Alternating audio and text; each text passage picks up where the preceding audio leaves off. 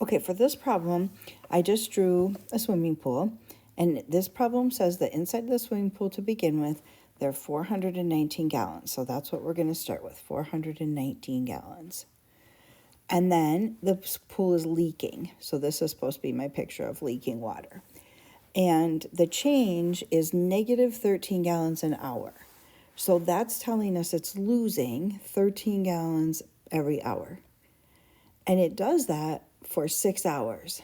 So the water keeps coming out for 6 hours, 13 gallons each hour.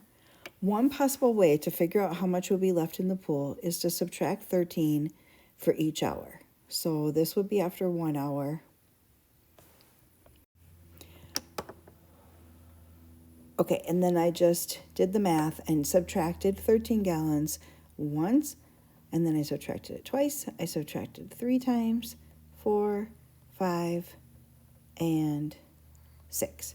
So it would end up at 341.